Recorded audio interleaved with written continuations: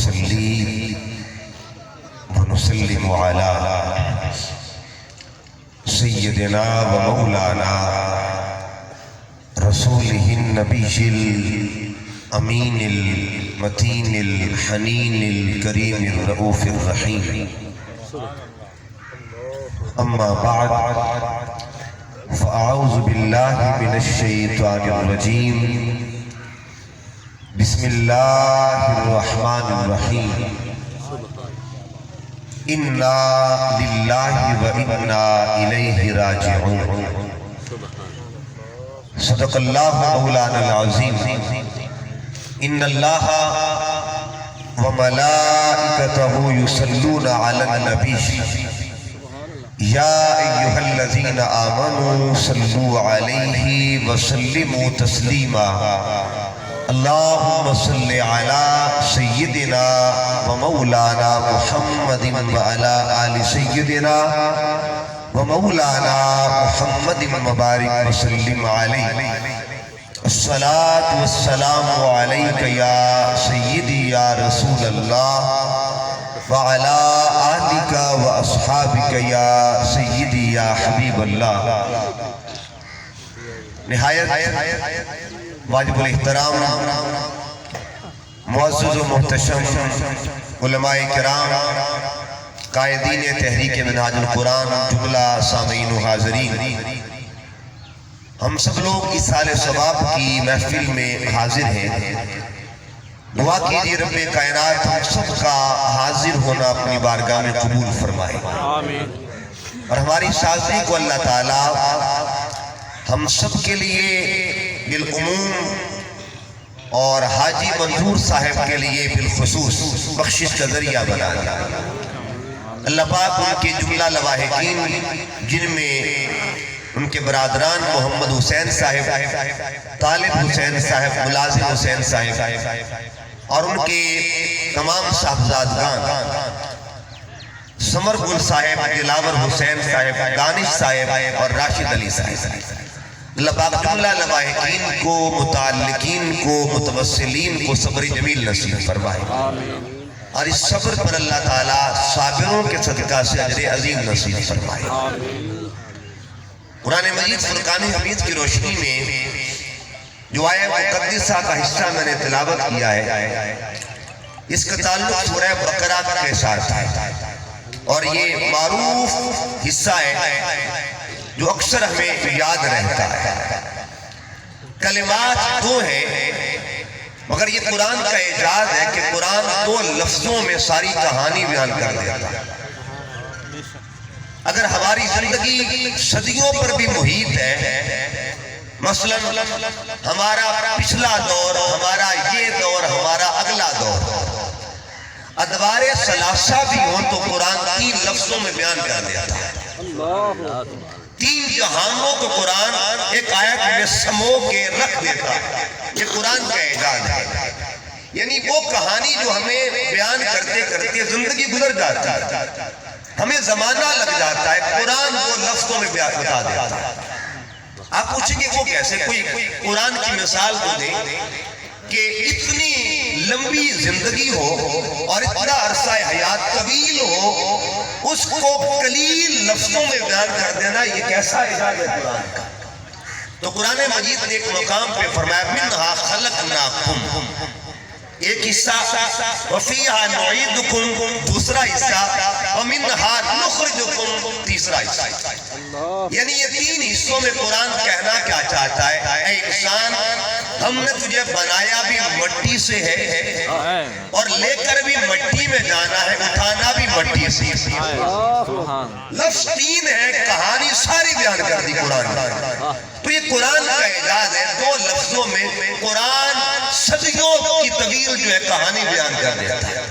یہاں بھی قرآن مجید نے ایک ایسا اعجاز قرآن کا کہ ہماری حیات کو دو لفظوں میں قرآن مجید نے ظاہر کیا. حیات مومن، مسلمان کی زندگی کو، مسلمان کی جو زندگی دنیا میں گزرتی ہے، قرآن نے دو لفظوں میں بیان کیا. وہ دو لفظ کون سے ہیں؟ ان پہ غور کریں. نعرہ تکبیر، اللہ، نعرہ رسالت، نعرہ تحقیق، نعرہ حیدری. قرآن نے اعجاز کا ایک حصہ ہے. یہ دو لفظوں میں قرآن داستان حیات بیان کر دیتا ہے. اب قرآن کے دو لفظ کون سے ہیں؟ آپ کو یاد بھی ہے اِنَّا لِلَّهِ وَإِنَّا إِلَيْهِ رَاجِعُونَ. یہ دو لفظ ہیں، مگر ان دو لفظوں کی گہرائی میں آپ جب جائیں گے تو آپ کو موتی ملے گی. علامہ اقبال نے فرمایا تھا قرآن میں ہو غوطہ زن اے مرد مسلمان، اللہ کرے تجھ کو عطا جدت کردار. اے بندہ مومن، قرآن وہ سمندر ہے جب کہ اس میں غوطہ زنی کرے گا تجھے اللہ موتی عطا فرمائے. اب جو وہ موتی ہے نا، آج ہمیں وہ چننے ہیں. قرآن موتی کیا دے رہا ہے؟ اِنَّا لِلَّهِ وَإِنَّا إِلَيْهِ رَاجِعُونَ. دو لفظ ہیں، مگر ان دو لفظوں کا مفہوم کیا ہے، اس کی تشریح کیا ہے، اس کی تفصیل کیا ہے؟ اِنَّا لِلَّهِ کا مطلب ہے ہمارا آنا بھی اللہ کے لیے، اور وَإِنَّا إِلَيْهِ رَاجِعُونَ کا معنی ہمارا جانا بھی اللہ کے لیے. اِنَّا لِلَّهِ کا مطلب ہمارا اول بھی اللہ کے لیے، وَإِنَّا إِلَيْهِ رَاجِعُونَ کا مطلب ہمارا آخر بھی اللہ کے لیے. اِنَّا لِلَّهِ کا مطلب ہمارا آنکھیں کھولنا بھی اللہ کے لیے، وَإِنَّا إِلَيْهِ رَاجِعُونَ کا معنی آنکھیں بند کرنا بھی اللہ کے لیے. اِنَّا لِلَّهِ کا مطلب ہے ہمارا آغاز بھی اللہ کے لیے، اور وَإِنَّا إِلَيْهِ رَاجِعُونَ ہمارا اختتام بھی اللہ کے لیے. اچھا، یہ جو قرآن نے لفظ بیان کر دیے اِنَّا لِلَّهِ وَإِنَّا إِلَيْهِ رَاجِعُونَ، ایک طرف اِنَّا لِلَّهِ اور دوسری طرف اِنَّا إِلَيْهِ راجعون. ان دو لفظوں کے درمیان زندگی گزارنے والے کو بندہ مومن کہا جاتا ہے. کوئی پوچھے نا مسلمان کی زندگی کی تعریف کیا ہے، مسلمان کی زندگی کی تشریح کیا ہے، مسلمان کی زندگی کا راز کیا ہے؟ علامہ اقبال نے فرمایا تھا اپنے من میں ڈوب کر باجا سراغ زندگی، تو اگر میرا نہیں بنتا نہ بن اپنا تو بن. وہ سراغی حیات کیا ہے، وہ سراغی زندگی کیا ہے؟ اگر کوئی مجھ سے پوچھے تو میں یہ کہنا چاہتا ہوں میرا آنے کا نام اِنَّا لِلَّهِ ہے اور میرے جانے کا نام اِنَّا إِلَيْهِ راجعون. یہ سفر مومن ہے، یہ داستان مومن ہے، یہ حیات مومن کو اللہ نے دو لفظوں میں اِنَّا لِلَّهِ. اچھا، یہ قرآن ایک تھیوری ہے، اس کو اللہ پریکٹیکل کے اندر بھی پیش کرتا ہے. یعنی ایک ہے قرآن کا اقرار کرنا، ایک مرحلہ وہ ہے جس کو اقرار کہتے ہیں، اور ایک کو اظہار کہا جاتا ہے. یہ قرآن نے قول تو بتا دیا، اب کھیل کیسے ہوگا؟ قرآن نے جو قول کیا ہے اس کو اگر عمل میں بدلنا ہوگا تو وہ کیسے ملے گا؟ کوئی پوچھے مولا اگر کوئی عملی رنگ میں تفسیر دیکھنا چاہے، لفظوں کی سمجھ نہ آئے، اسے لفظوں کے تانے بانوں کی سمجھ نہ آئے، لفظوں کے یعنی گہرائی میں جانا وہ اپنے آپ کو مشکل سمجھے، اس کے لیے کوئی عمل تو ہونا چاہیے. قرآن نے کہا اے بندے مومن اپنی زندگی پہ غور کر. تو جب آتا ہے نا تب کیا ہوتا ہے، جب تو جاتا ہے تب کیا ہوتا ہے. اِنَّا لِلَّهِ کا پہلو کیا ہے؟ جب تو آتا ہے تو آنے پر بھی ذکر خدا ہوتا ہے، جب تو جاتا ہے جانے پر بھی ذکر خدا کرتا ہے. آنے پر بھی اللہ کا ذکر، جانے پر بھی اللہ کا ذکر. اِنَّا لِلَّهِ کو اگر آپ نے عملی رنگ میں دیکھنا ہے، اِنَّا لِلَّهِ کو اس سے اذان کہتے ہیں. اِنَّا لِلَّهِ کے عملی اظہار کو کیا کہتے ہیں؟ اذان کہتے ہیں. اور وَإِنَّا إِلَيْهِ رَاجِعُونَ کی عملی شکل کو نماز جنازہ کہا جاتا ہے. یعنی اِنَّا لِلَّهِ کے پردے میں اذان ہے اور وَإِنَّا إِلَيْهِ رَاجِعُونَ کے پردے میں نماز. اے بندے مومن تو کتنا خوش قسمت ہے، تیرا بخت کتنے کمال پہ ہے، تیرا مقدر کتنی عوج پہ ہے. اللہ نے تیرے ایک طرف اذان کو رکھا ہوا ہے اور دوسری طرف نماز کو رکھا ہوا ہے. اذان اور نماز کے درمیان میں سانسیں لینے والے خوش نصیب کو بندہ مومن کہا جاتا ہے. تیری دھڑکنیں اذان کے ساتھ بھی ہیں، تیری دھڑکنیں نماز کے ساتھ بھی ہیں. ایک باؤنڈری پر اذان ہے، ایک باؤنڈری پر نماز ہے، ایک باؤنڈری پر اِنَّا لِلَّهِ کا پہرا ہے، ایک باؤنڈری پر وَإِنَّا إِلَيْهِ رَاجِعُونَ کا پہرا ہے. جو بندہ اتنی سخت سرحد میں بیٹھا ہو، اتنے محفوظ احاطے میں بیٹھا ہو، اسے بندے مومن. اِنَّا لِلَّهِ وَإِنَّا إِلَيْهِ. لیکن کمال کی بات آگے دیکھیں. یہ جو اذان دینے کا مقصد کیا ہے؟ بچے کا کان میں اذان دی کیوں جائے؟ اس کا فلسفہ کیا ہے؟ اور قرآن دیکھیے، اسلام میں جو بھی چیز اسلام دیتا ہے نا، اس کے پیچھے کوئی نہ کوئی حکمت ضرور ہوا کرتا ہے، کوئی راز پنہا ہوا کرتا ہے. اگر تو بچے کو مقصود فوراً نماز پڑھانا ہے تو یہ تو ہوتا ہی نہیں. شریعت تو یہ کہتی ہے بچہ 7 سال کا ہو اسے نماز پڑھو، اور 10 سال کا ہو تو نماز کی سختی کی جائے. اب شریعت 7 سال کے بعد نماز کا حکم دے رہی ہے اور نماز کا پیغام دے رہی ہے، تو ابھی تو اس کی عمر 7 گھنٹے بھی نہیں ہے. اس کو اذان سنائی جا رہی ہے. اذان سنانے کا مقصد کیا ہے؟ اذان سنانے کی حکمت کیا ہے؟ اس بچے کے کانوں میں اللہ اکبر کیوں کہا جا رہا ہے؟ اشہد ان لا الہ الا اللہ کیوں کہا جا رہا ہے؟ اشہد ان محمد رسول اللہ کیوں کہا جا رہا ہے؟ حی علی الصلاۃ. جو بھی نماز کا دیکھیے مکلف ہی نہیں ہے، جو نماز کا مکلف ہی نہیں ہے اس کو حی علی الصلاۃ کیوں کہا جا رہا ہے؟ جو نماز کا مکلف ہی نہیں ہے اسے حی علی الصلاۃ کیوں کہا جا رہا ہے؟ وجہ کیا ہے؟ راز کیا ہے؟ حکمت کیا ہے؟ حکمت یہ ہے چونکہ یہ جو آنے والا ہے نا، یہ پچھلے جہان سے ٹرانسفر ہو کے اس جہان میں آیا. اس کا ایک انتقال ہوا ہے، اس کی ٹرانسفر ہوئی ہے. وہ پچھلا جہان کون سا تھا؟ وہ جہان اقرار کا جہان تھا. کون سا جہان تھا؟ جب اللہ نے پوچھا تھا الستو بربکم، ساری روحوں کو جمع کر کے سلطان باؤ فرماتے کن فیکون جدا فرمایا. اسعودو بھی بولے ہاسے ہو، کالو بلاسی چنی سڑیا، کوئی گنگے ڈورے راسے ہو. ایک لاؤ مکان اساٹا، ایک آن مطابج پھاسے ہو. نفس پلید کا کتاب ویسل پلید کا ناس. یہ جو جہان اقرار سے جہان اظہار کی جانب یہ بندہ لوٹ رہا ہے، تو اس کو اذان کیوں سنائی جا رہی ہے؟ تاکہ پچھلی بولی یاد کر دے، پچھلا سبق یاد کر دے. آنے والے یاد رکھ لے تیرا تیز کون سا تھا، تیرا سبق کیا تھا، تیرا اقرار کیا تھا، تیری بولیاں کیا تھی. اس جہان میں آپ کی اپنا اقرار بھلانا نہیں، یہ جہان اقرار ہے. تو انا للہ و انا الیہ راجعون. اس کا ایک اور نقطہ دیکھیے، یہ جو بچہ آتا ہے آنے کا عمل بھی بچہ خود نہیں کرتا. اذان بچہ خود کوئی فرد ثانی دیتا، دوسرا بندہ اذان دیتا ہے. اور جب دنیا سے وہ جاتا ہے تو نماز بھی دوسرا بندہ پڑھتا ہے. ٹھیک ہے جی، آنے والا عمل بھی دوسرے کر رہے اور جانے والا عمل بھی دوسرے کر رہے. فرق یہ ہے آنے والا عمل فرد واحد کر رہا ہے اور جانے کا عمل پوری جماعت کر رہا ہے. ادھر ایک بندہ ادھر، یعنی ادھر مؤذن کا عہدہ ہے، ادھر امامت اور جماعت پوری ہے. آنے والا کام فرد واحد کرتا ہے، جانے والی کام پوری جماعت کرتی ہے. کیوں؟ وجہ راز کا یہ واقعہ دیکھیے گا، دونوں کام یہ خود نہیں کر رہا. اس کا مطلب ہے اگر کوئی یہ سمجھے کہ دوسروں کے عمل کا فائدہ کسی کو نہیں، یعنی اصال ایک ہوتا ثواب پانا، ایک ہے ثواب پہنچانا، ایک ہے ثواب لینا، ایک ہے ثواب دینا.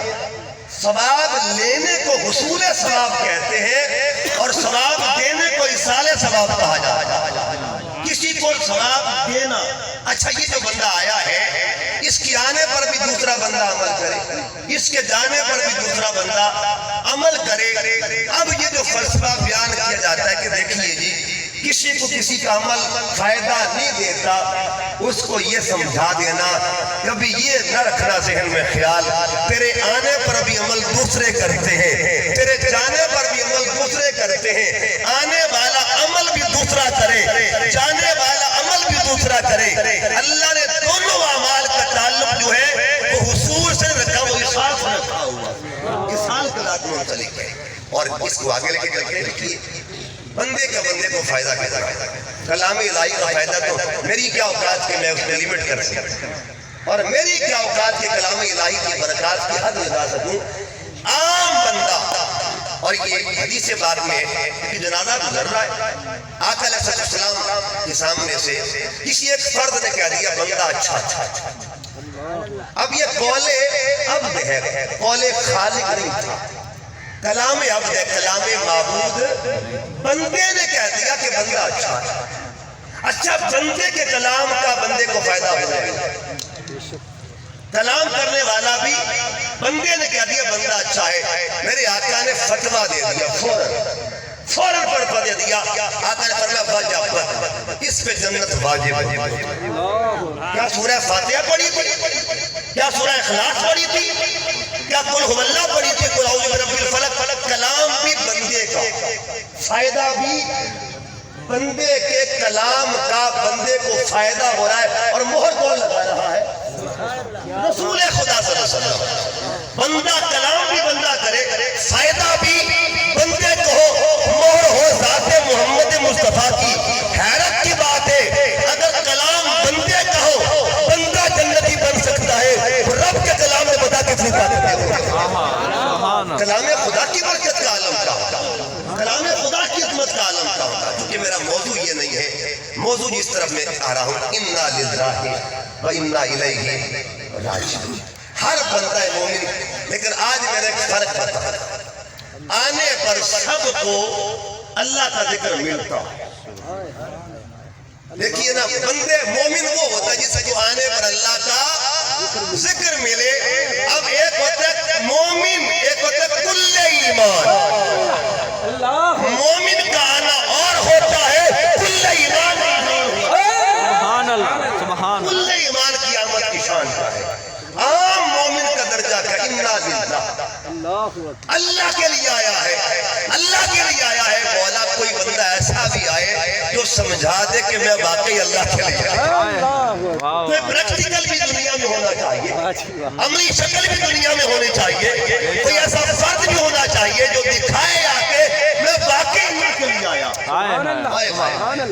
آتے سب ہیں، کوئی ہسپتال میں آتا ہے، کوئی گھر میں آتا ہے، آتا سارے اللہ کے لیے ہے، مگر کوئی بتا کے آتا ہے، کوئی دکھا کے آتا ہے، کوئی اعلان کر کے آتا ہے. اب آنے کا فرق کیا ہے؟ اب جملے سنیے گا، جو اللہ اکبر سن کے دنیا میں آتا ہے، اللہ اکبر کی صدا سن کے آتا ہے، اسے بندہ مومن کہا جاتا ہے. جو رب کے گھر میں آتا ہے اسے کل ایمان کہا جاتا ہے. ایک ہے اللہ کا نام سننا، ایک ہے اللہ کے گھر میں آنا. اللہ کے نام سن کے آنے والے کو مومن کہا جاتا ہے، صاحب ایمان کہتے ہیں. اور اس کے گھر میں آنے والے کو کل ایمان کہا جاتا ہے. پھر دیکھیے گا، ایک ہے توحید کا. دیکھیے اشہد ان لا الہ الا اللہ میں توحید. یہ توحید سنتا ہے کوئی سنتا ہے توحید آ کے، اور کسی کو اللہ توحید کے مرکز میں بھیج دیتا. جو توحید کا مرکز ہو، جو توحید سن کے آئے اسے صاحب ایمان کہتے ہیں. جو مرکز توحید میں آئے اسے کل ایمان کہا جاتا ہے. اسے کل ایمان کہتے ہیں. پھر دیکھیے ہم آئے آ کے ہم نے سنا محمد. آج فرق دیکھیے، سننے والا کون ہے، دیکھنے والا. کبھی اس کو یہ فرق بھی دنیا کے سامنے رکھے نا. سننے والوں کو صاحب ایمان کہا جاتا ہے اور دیکھنے والے کو کل ایمان کہا جاتا ہے. کل ایمان. پھر دیکھیے نا، ہمارا آنا ہمارا چاہتا. اس میں اور ایک پہلو ہے، اور پھر میں اس طرح لوٹ کے آتا ہوں. دیکھیے بچہ دنیا میں جب آتا ہے تو ہمارا یعنی کوئی بھی مسلمان بھائی آتا ہے، بندہ مومن آئے تو آتے ہی آنکھ کھلتی ہے تو ماں کو دیکھتا ہے. نگاہ اول میں ماں کو، بابا کو تکتا ہے. آنکھ کھلی بابا کو دیکھا، اور قبر میں جب آنکھ کھلتی ہے تو مصطفیٰ کو دیکھتا. سبحان اللہ. ایک دنیا میں آنکھ کھلنا، ایک قبر میں آنکھ کھلنا. دنیا میں کھلی تو ماں کو دیکھا، دنیا میں کھلی تو بابا کو دیکھا، قبر میں کھلتی ہے تو محمد عربی کو دیکھتا صلی اللہ علیہ وآلہ وسلم. لیکن آؤ، آنے والے کا رنگ کیا ہے، آنے والے کا انداز کیا ہے. علامہ اقبال سے پوچھتے ہیں، اقبال نے کیا کہا تھا؟ نگاہ عشق و مستی میں وہی اول وہی آخر. نگاہ عشق و مستی ہستی میں، وہی اول وہی آخر، وہی قرآن وہی فرقان وہی یاسین وہی طٰہٰ۔ مجھے کہنے دیجئے اس کی نگاہ کا مرکز اول بھی محمد ہو، مرکز آخر بھی محمد ہو، اسے ذات علی کہا جاتا ہے۔ نعرہ حیدری، مرکز اول۔ پھر دیکھیے ہم آتے ہیں تو اقرار کے ساتھ آتے ہیں۔ ہم کس کے ساتھ؟ اقرار ہوتا ہے اس وقت ہمارے کانوں میں اقرار کی آوازیں آتی ہیں، یعنی گواہیاں جو ہوتی ہیں ہمارے کانوں میں، ہم اقرار کے ساتھ آتے ہیں اور کوئی اظہار کے ساتھ آتے ہیں۔ اقرار والے کون ہیں؟ اظہار والے کون ہیں؟ اقرار والوں کو صاحب ایمان کہتے ہیں اور اظہار والے کو سبحان اللہ، بے شک۔ آنا کیسا ہے؟ پھر دیکھیے گا ہم آتے ہیں تو پکار سنتے ہیں، ہم پکار کے ساتھ آتے ہیں، کوئی دیدار کے ساتھ آتے ہیں۔ پکار والا کون ہے اور دیدار والا کون ہے؟ پکار والوں کو صاحب ایمان کہتے ہیں اور دیدار والے کو کل ایمان کہا جاتا ہے۔ بے شک۔ اللہ کے لیے آنا۔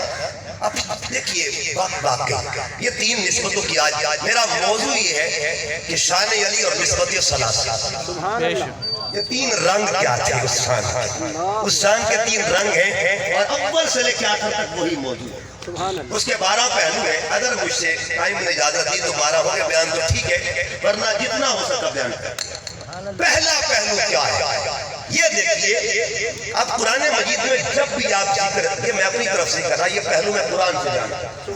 اب قرآن پڑھ کے دیکھیں، سورہ مائدہ کی آیت نمبر 155 ہے۔ میں تین ذکر رکھ کے پھر تین نسبتیں بیان کروں، کیا بات ہے، آخر تک نسبتیں تین ہی ہوگی۔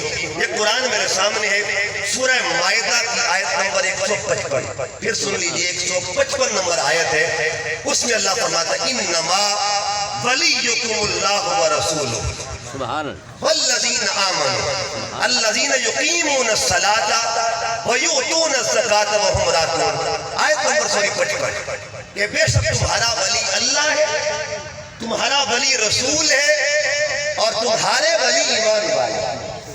یہ تین ولایتوں کا ذکر ہوا۔ اب اس کی تفسیر سنیے گا، تفسیر کے نام بھی تو میں لینا چاہتا ہوں تاکہ بات ریکارڈ ہو رہی ہے۔ بہت اتھینٹک تفسیر ہماری علامت کی، اور اس تفسیر کا نام ہے تفسیر خازن۔ امام خازن نے اسی آیت کے تحت لکھا ہے، اور تفسیر کی 32 جلدیں لکھنے والے امام فخر الدین رازی رحمۃ اللہ، جن کی تفسیر کا نام ہے تفسیر کبیر، اتھینٹک تفسیر تھے، انہوں نے بھی تفسیر میں لکھا کہ یہ واقعہ کب ہوا، آیت کے پس منظر کیا ہے۔ آیت کے پس منظر کیا ہے؟ کہتے کہ مدینہ طیبہ میں نماز ہو رہی ہے اور مسلح امامت میں سرکار موجود ہے، آقا علیہ السلام جماعت کروا رہے ہیں، صحابہ کرام ابتدا میں کھڑے ہوئے ہیں، مولا کائنات بھی ان میں موجود ہے۔ ایک سوالی آتا ہے اور سوالی نے آ کے صدا لگا کہ مجھے کچھ دیجئے، مگر اسے یہ خبر نہ تھی کہ یہ نماز میں کھڑے ہیں۔ یہ نماز کی کیفیت میں کتنے مستغرق ہوتے ہیں اور کتنے منہمک ہوتے ہیں، مستغرق اور منہمک ہوتے ہیں، اسے خبر نہ تھی۔ 3 بار اس نے صدا لگائی مگر کسی نے کچھ دیا۔ چوتھی بار وہ یہ کہہ کے جانے لگا کہ آج میں محمد صلی اللہ علیہ وسلم آپ کی مسجد سے خالی جا رہا ہے۔ اتنی جب یہ بات کی نا تو اب کیا، اب انہی صفوں میں جب ساری جماعت رکوع میں گئی ہوئی، رکوع میں چلی گئی ہے، انہی صفوں میں ایک فرد ایسا بھی تھا، اس نے عمل کرنا شروع کر دیا۔ ادھر دیکھیے نا کہ کبھی کبھی قول اور عمل دونوں مل جاتے ہیں۔ میں ایک جملہ بول رہا ہوں، سوال کر رکھیے گا، قول کس کا آنے والا ہے اور عمل کس کا ہونے والا ہے؟ قول کس کا تھا، عمل کس کا تھا؟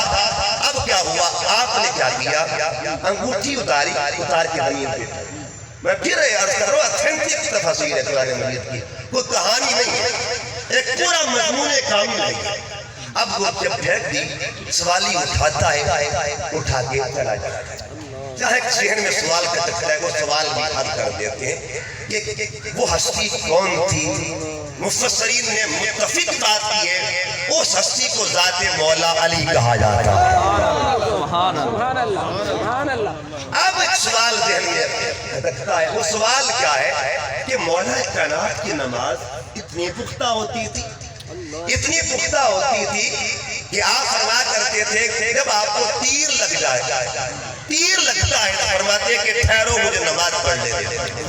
میں کبھی قرآن پڑھتا ہوں نا جی تو قبلہ شاہ صاحب قرآن پڑھتے ہیں تو قرآن مجید کے قول کی شکل میں کسی کا عمل مجھے دکھائی دیتا، قرآن سے قول ملتا ہے اور ذات علی سے مجھے عمل مل جاتا ہے۔ اچھا قول قرآن نے کیا کیا اس میں بھی آتے، پھر میں اسی بات میں دہراتا ہوں۔ قرآن نے کہا استعینوا بالصبر والصلاۃ، دو چیزوں کا اکٹھا ذکر کیا ہے، صبر بھی ہے اور نماز بھی ہے۔ تیر لگا ہے، تیر لگ چکا ہے، کوئی چیخو پکار نہیں ہے، بے صبری کا اظہار نہیں ہے، آپ وقت ٹھہرو نکال لینا، مجھے نماز پڑھ لینے دو، تو مجھے کہنے دیجئے جہاں صبر اور نماز مل جائے اس مقام کو مقام حیدر کہا جاتا ہے۔ بے شک ذات علی ایک مقام کا، تو یہاں کیا ہوا؟ آپ نے اٹھی، سوال یہ کہ آپ کی نماز تو اتنی کامل کہ آپ کے صدقے ولیوں کی نماز کو کمال ملا، بے شک آپ کی خراج سے ولیوں کی نماز کو کمال ملا، تو کیا نماز کے دوران جو مولا علی فرمائے کہ میرا تیر نکال لینا مجھے فکر ہی نہیں رہے، خبر ہی نہ ہوگی، اس مولا کائنات کو تیر کی خبر نہیں ہوتی، انہیں فقیر کی خبر کیسے؟ سبحان ایک طرف ہم یہ کہیں ان کو تیر کی پرواہ نہیں ہوتی تھی، اور پھر یہ کہیں کہ نماز رب کی ہو اور رب کی نماز میں فقیر کا دھیان آ جائے، سوال تو بنتا ہے۔ بے شک اس کا جواب سنیے گا، جواب یہ ہے 3 بار اس نے مانگا دھیان نہ کیا، 3 بار مانگا دھیان نہ کیا، چوتھی بار اس نے مانگا نہیں تھا، سخاوت محمدی پہ حملہ کیا تھا اس نے۔ بے شک اگر وہ بندہ چلا جاتا لفظ محفوظ ہو جاتے اور قیامت تک یہ لکھا ملتا کہ فقیر یہ کہہ کے چلا گیا تھا، فقیر یہ کہہ کے چلا گیا تھا، فقیر کہہ کے چلا گیا تھا۔ اب کیا ہوا؟ 2 منظر تھے، اصول بھی تھا رسول بھی تھا۔ علی نے فیصلہ کیا کیا؟ میرے مولا نے کیا فیصلہ کر دیا؟ پھر میں آج اصول بعد میں رسول بے شک بے شک سبحان اللہ کیا اصول پہلے، اصول بعد میں ہے، رسول پہلے، سبحان اللہ۔ اب یہ کیا ہوا؟ جب سوالی کو دے دیا، ادھر دیا ادھر جبرائیل اترا اور یہ آیت اتری۔ میں پھر دوبارہ 2 کتابوں کے نام دے رہا ہوں، ریکارڈ بات ہو رہی تفسیر خازن اور تفسیر کبیر میں ائمہ تفسیر نے لکھا، کہتے فقیر چلا گیا، جبرائیل آ گیا، آیت اترتی ہے انما ولیکم اللہ ورسولہ والذین آمنوا۔ یہ 3 ولایتیں کیوں ذکر ہوئے؟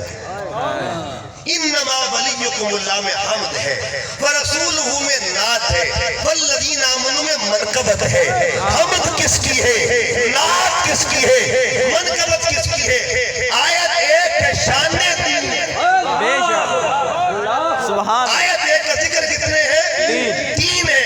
آیت 1 نسبت 3، مائدہ پڑھ کے دیکھو آیت نمبر 55 میں ایک ہی آیت میں ذکر خدا بھی ہو رہا ہے، ذکر مصطفیٰ بھی ہو رہا ہے اور ذکر مرتضیٰ بھی ہو رہا ہے۔ نعرہ تکبیر، نعرہ رسالت، نعرہ حیدری، عظمت مولا کائنات، عظمت شیر خدا۔ 3 کام ہو، 3 ہستیوں کا ذکر ہے، 3 نسبتوں کا ذکر ہے۔ اس نسبت کو نسبت ثلاثہ کہا جاتا ہے۔ سبحان یہ اللہ قرآن سے میں نے فتویٰ دے دیا آپ کو۔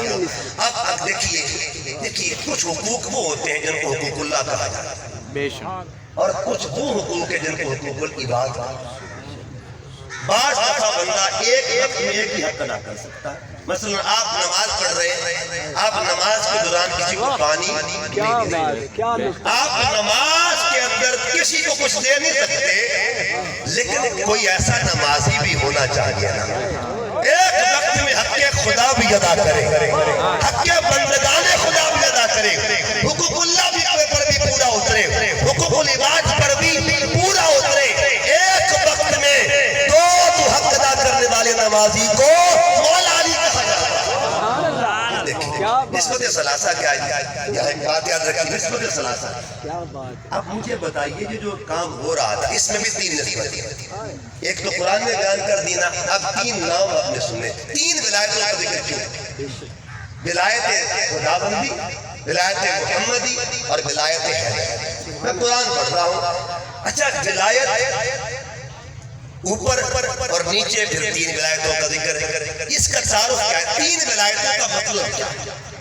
ایک جملہ میرا سوال کر رکھیے گا، ولایت دینے والی ذات کو ذات خدا کہتے ہیں، اللہ اکبر، دینے والی ذات کو ذات خدا کہتے ہیں، اور تقسیم کرنے والی ذات کو ذات مصطفیٰ کہتے ہیں، مہر لگانے والی ذات کو ذات مرتضی کہا جاتا ہے۔ سبحان اللہ، سبحان اللہ، دیا کس نے ہے، تقسیم کس نے، مہر کس کی لگ رہی ہے؟ کیا اور اگلی بات سنیے گا، اس کے بعد تین کی ہو رہی ہے۔ بے شک، میں یہ بھی بات اتھینٹک بات ہے، اور چونکہ الحمدللہ منہاج القرآن کے ساتھ تعلق ہے اور میں سادات خاندان سے بھی تعلق ہے، تو بات پختہ ہوگی سبحان اللہ، سبحان اللہ، قرآن کی بات ہوگی انشاءاللہ۔ اب دیکھیے قرآن نے تین کا ذکر کر دیا تو قرآن مجید نے تین انداز میں بیان کیا۔ عالم اربع میں تین کام ہوئے، اللہ کتنے کام ہوئے؟ اور اس پر بھی میں دلیل دے رہا ہوں۔ تین کام ہوئے، ایک وہ کام ہوا، تین نشاط ہوئے، اور تین منصب جو تھے ان کا اظہار ہوا۔ قرآن مجید پڑھیے، اللہ فرماتے ہیں عالم اربع میں کیا ہوا؟ اللہ نے تمام روحوں سے خطاب کیا اور فرمایا الست بربکم، اے تمام روحوں بتاؤ میں تمہارا رب نہیں؟ سب روحیں بجے زبان ہو کر بولی قالوا بلا۔ اللہ تو عالم اربع میں ساری اربع جو تھی وہ اللہ کی توحید کا اقرار کر رہی تھی، اللہ کی توحید کا اقرار کر رہی تھی۔ نمبر دو، اقرار تو ہو رہا تھا مگر اس اقرار میں بھی کوئی امام تھا۔ اللہ اکبر، آقا علیہ السلام کی حدیث سے بات انا اول من قال بلا۔ اور پھر ایک اور قرآن مجید کی آیت ہے کہ اللہ نے عالم اربع میں کل نبیوں کو بلایا، ادھر تمام روحوں کو بلایا، ادھر کل نبیوں کو بلایا، اور نبیوں کو بلا کے فرمایا وَإِذَا أَخَذَ اللَّهُ مِيثَاقَ النَّبِيِّينَ لَمَا آتَيْتُكُم مِّن كِتَابٍ وَحِكْمَةٍ ثُمَّ جَاءَكُمْ رَسُولٌ، اے آدم سے لے کے عیسیٰ تک سن لو، کاغذ تمہارے ہوں گے اور مہر میرے مصطفیٰ کی ہوگی، سبحان اللہ، ڈاکومنٹس تمہارے ہوں گے، سبحان اللہ، سندیں تمہاری ہوں گی، نبوتیں تمہاری ہوں گی، تصدیق میرے مصطفیٰ کی ہوگی۔ دو چیزیں، اب جو تیسری چیز وہ کیا ہے؟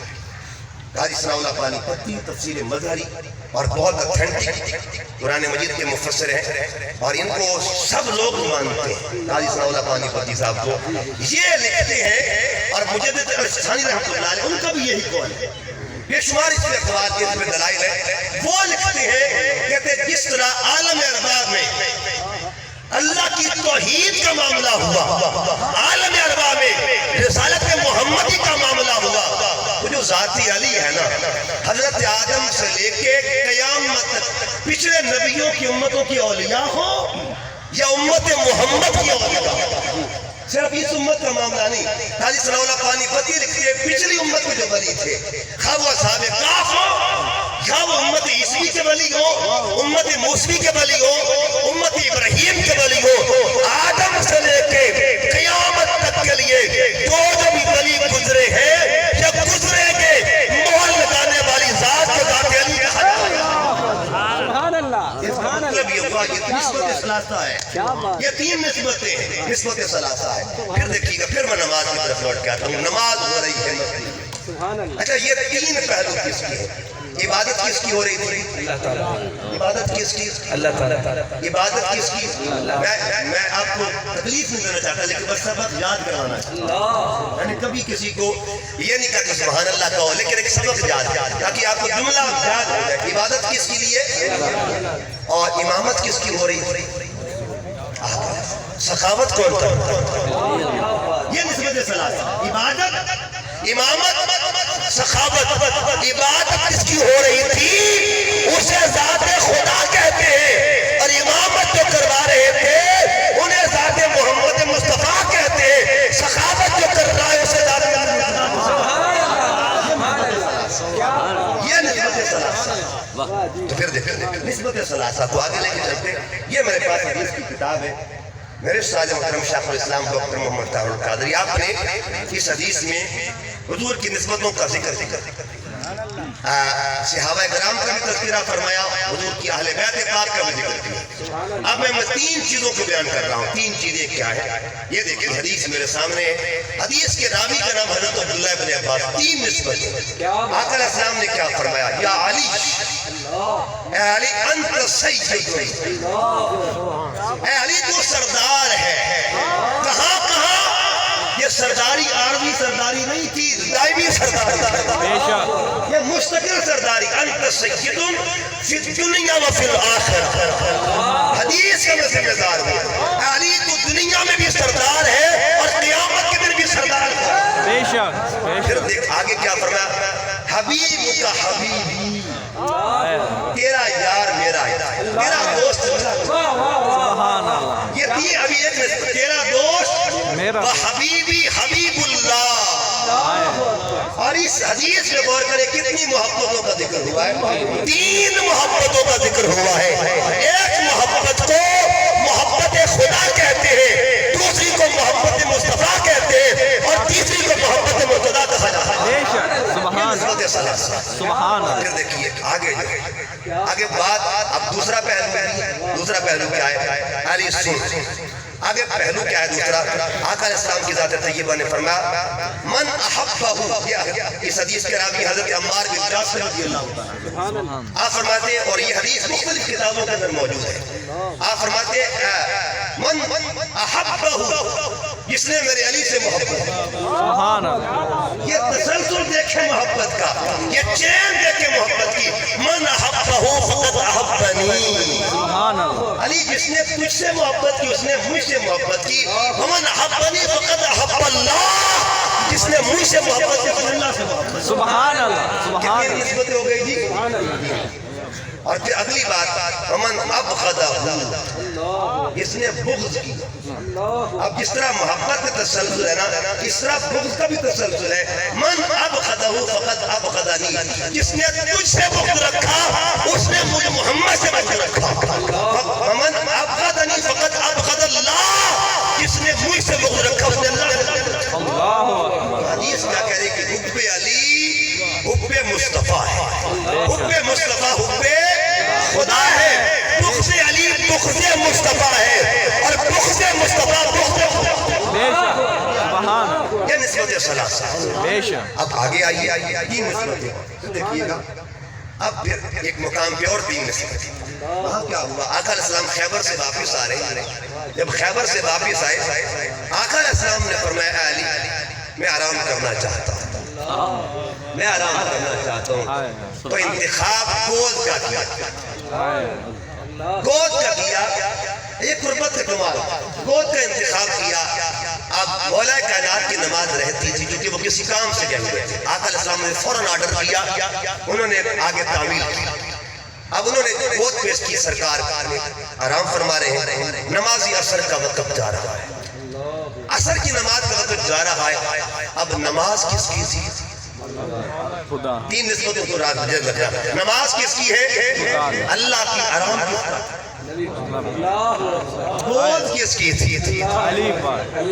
یہ نسبت ثلاثہ کو آپ نے یاد رکھنا ہے۔ نماز کس کی؟ ایک وقت میں 3 نسبتیں آپ کو ملے گی، 3 رنگ ملیں گے۔ نماز خدا کی، اور نیند محمد مصطفیٰ کی، گود علی مقتدیٰ کی۔ اظہار ہو رہا، یہ پریکٹیکل ہو رہے ہیں، یعنی قرآن مجید سے تھیوری ملتی ہے اور بارگاہ محمد سے آپ کو پریکٹیکل ملے گی صلی اللہ علیہ وسلم۔ اور پھر دیکھیے نماز کا وقت جا رہا ہے، اور جب نماز کا وقت چلا گیا تو آقا علیہ السلام بیدار ہوئے۔ حضور نے فرمایا علی بتاؤ کیا ارادہ ہے؟ قضا پڑھنی ہے یا نہ؟ آج کے سوڑیا قضا سے پڑھ لے سکتا، پڑھنی کوئی پڑھ لوں گا۔ آپ کی نیند کو جو باری ہے، کوئی اس میں ذائقہ نہیں ہے، معاملہ میرا نہیں، حضور آپ کی ذات کا معاملہ، آپ کی ناموس کا معاملہ ہے۔ کل کوئی بدبخت اٹھ کے یہ نہ کہہ دے کہ نبی کی نیند کی وجہ سے علی کی نماز رہ گئی تھی۔ حضور میری ذات کی تو خیر ہے، آپ کی ذات پاک پہ کوئی انگلی اٹھائے علی یہ گوارا نہیں کر سکتا۔ اس لیے ناموس رسول کے تحفظ کے لیے ضروری ہے کہ نماز ادا اب یہاں بھی تین باتیں حدیث کا لفظ میں غور کریں. اب دیکھیے اطاعت ہو رہی تھی کس کی؟ مطیع کون تھا اور مطاع کون تھا؟ مطیع کہتے ہیں فرما برداری کرنے والے کو، اور مطاع کہتے ہیں جس کی فرما برداری کی جائے. ظاہری طور پر مطاع ایک تھا، میم توئے الف عین، ایک مطاع تھا، اور ظاہری طور پہ ایک تھا. آقا دعا میں کیا کر رہے ہیں؟ حضور نے دعا فرمائی اللہم انہو کان علی فی اطاعتی. ربا سنے علی تیری اطاعت کر رہا، علی تیری اطاعت کر رہا تھا، تیرے رسول کی اطاعت کر رہا تھا. گویا بتا دیا ایک وقت میں ایک اطاعت کرنے والا ہے، دو مطاع ہے. ایک مطاع کو ذات خدا کہتے ہیں، ایک کو ذات مصطفیٰ سبحان اور اللہ مطیع کو ذات مرتضیٰ کہتے ہیں. سبحان اللہ. کیا ہوا؟ آقا علیہ السلام نے سورج جو ہوتا ہے نا، سورج کی یہ ڈائریکشن جو ہوتی ہے، یہ بات یاد رکھیے قرآن مجید نے یہ بتایا. یہ کوئی عجیب، دیکھیے اللہ تو پچھلی امت کے ولیوں کے لیے آپ سورہ کہف کو پڑھ کے دیکھیں گے نا، تو یہ تو ایک دن کا معاملہ ہے نا، یہ تو پھر بھی امام الاولیاء شہنشاہ اولیاء تھے.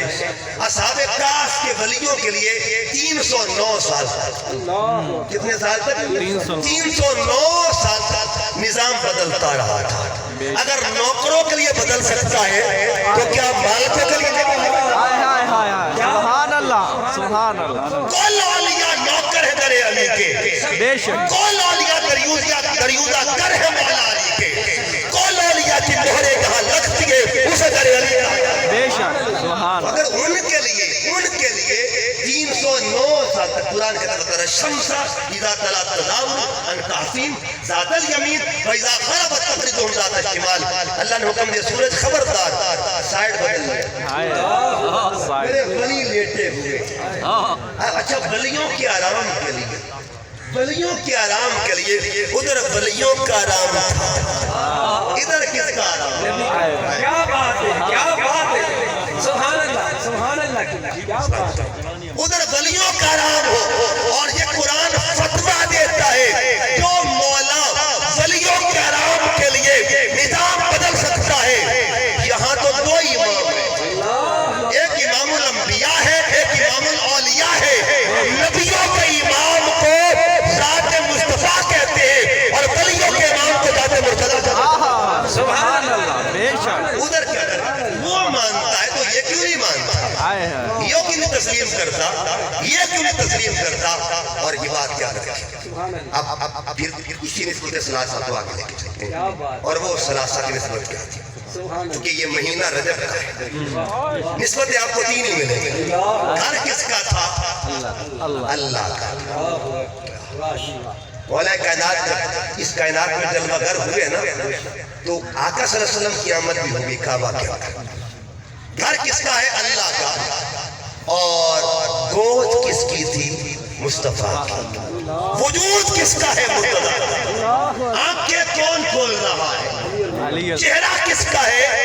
اچھا کعبہ رب کا، جلوہ مصطفیٰ کا. آنکھیں مرتضیٰ کی. یہ کون ہستی ہے؟ میں سیدہ فاطمہ بنت اسد کا ذکر کر رہا ہوں. اس ماں جی کو سلام پیش کرنے لگا. ایک بات یاد رکھیں، بعض ہوتے عمل اور بعض ہوتے اجر. ماں جو ہوتی ہے نا، ماں یا باپ، ان کا جو عمل ہے اس کا بھی رنگ الگ ہے اور اجر کا رنگ بھی الگ ہے.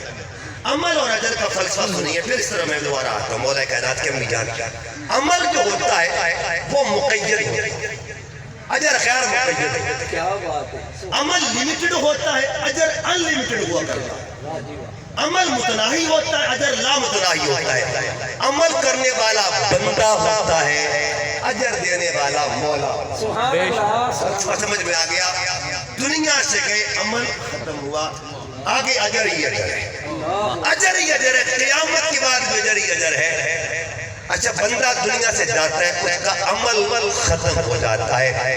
لیکن ایک ماں تھی جس نے ایک دن عمل کیا، اور عمل کیا کیا تھا؟ 7 چکر لگائے صفا سے مروہ، مروہ سے صفا، پھر صفا سے مروہ.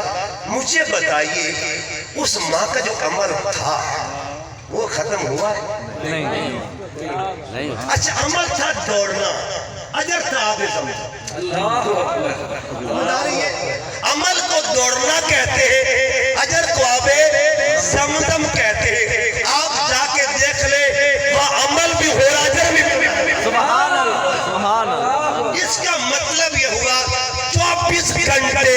24 گھنٹے جس کا عمل بھی ملتا ہے اور جس کا اجر بھی وہاں ملتا ہے اسے اماں حاجرہ کہا جاتا ہے اسے بی بی حاجرہ کہتے ہیں اسے بی بی حاجرہ کہتے ہیں عمل کیا ہے اور اجر کیا ہے بہرحال یہ الگ ایک ٹاپک ہے پورا اس پہ گھنٹہ لگ جائے گا لیکن میں پھر حضور سیدہ فاطمہ بنت اسد کی طرف آیا سبحان اللہ سبحان اللہ اب سنیے گا جناب فاطمہ بنت اسد کی ہستی کون ہے آپ سارے اور حقیقت اہل سنت ہمارا ایک عقیدہ ہے ہم بی بی حلیمہ سعدیہ رضی اللہ تعالیٰ ان کی تقدیم ان کی عظمت کا ذکر کرتے ہیں اور ہم یہ کہتے ہیں حلیمہ میں تیرے مقدرہ تو صدقے تو مدنی دا جھولا چھلندی بھی ہو سے تو سونے دا مقدرہ نورانی تقدیر رہی ہے تو ملتی بھی لیکن ایک بات اور بھی بتانا چاہتا بی بی حلیمہ نے سرکار کی خدمت کی ہے 2 سال پہلے خدمت کی پھر 2 سال بعد میں خدمت یعنی ٹوٹل 4 سال خدمت کتنے سال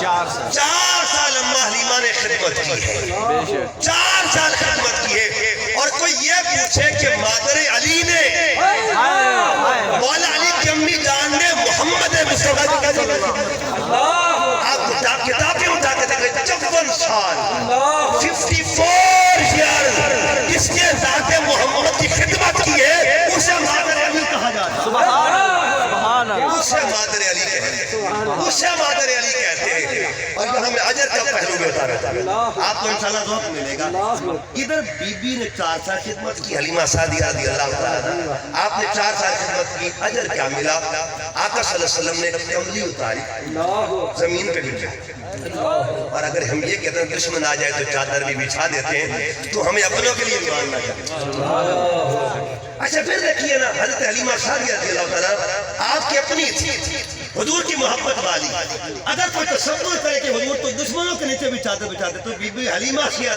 تو حضور کی محبت کرنے والی تھی حضور کی خادمہ تھی حضور صلی اللہ علیہ وسلم کی ایسی ماں تھی جس نے حضور کی خدمت کی ہے 4 سال خدمت کی آقا صلی اللہ علیہ وسلم نے کملی اتاری اور اپنی اماں حلیمہ سعدیہ کے قدموں کو بچھائی بی بی حلیمہ چلی گئی کملی سرکار نے اٹھا کے پھر قدموں پہ اللہ کیا بات ہے یہ پہلو سمجھنا ہے حلیمہ پر میرے ماں باپ قربان ہم سب کے ماں باپ قربان ہو جائے مگر ایک انصاف اگلا پہلو سنیے حلیمہ پہ کروڑوں سلام بی بی حلیمہ سعدیہ کی ذات طیبہ پہ اگلا پہلو پہ دیکھیے جب بی بی فاطمہ بنت اسد آپ کا وصال ہونے لگا امام سیوطی اس کو نقل کرتے ہیں آپ فرماتے ہیں کہ جب بی بی فاطمہ بنت اسد کا وصال ہوا سرکار نے کیا فرمایا ایک جملہ سنیے باری باری جائے گے آقا فرماتے فاطمہ تو امی بعد امی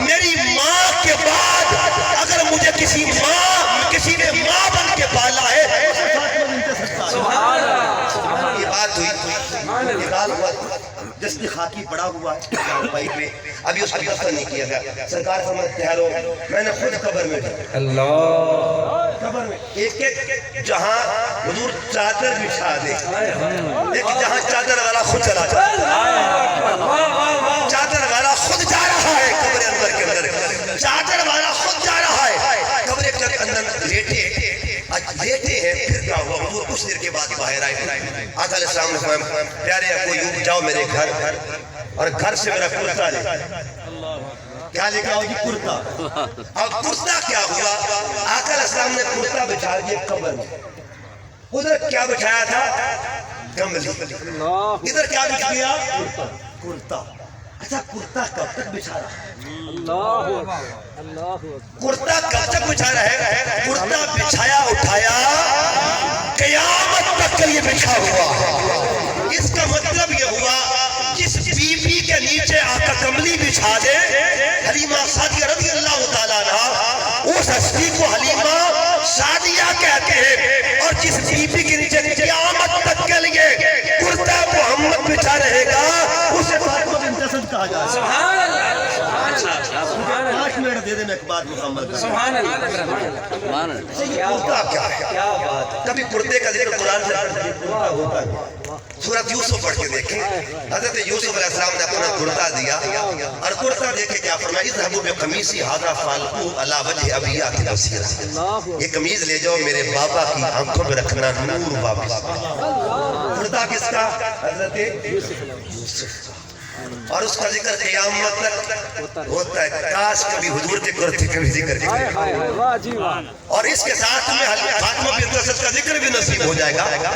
اگر کرتا یوسف کا ذکر قیامت تک کے لیے کرو گے تو کرتے محمد کا ذکر بھی کرو گے صلی اللہ علیہ وسلم. وہ کرتا کیا؟ آقا صلی اللہ علیہ وسلم نے ایک دن وہی کرتا صحیح مسلم کے حدیث کے بعد مولا کائنات مولا علی اور حضرت فاروق اعظم رضی اللہ عنہ حکم دیا کہ میرا کرتا لے جاؤ یمن کے علاقے میں ہے.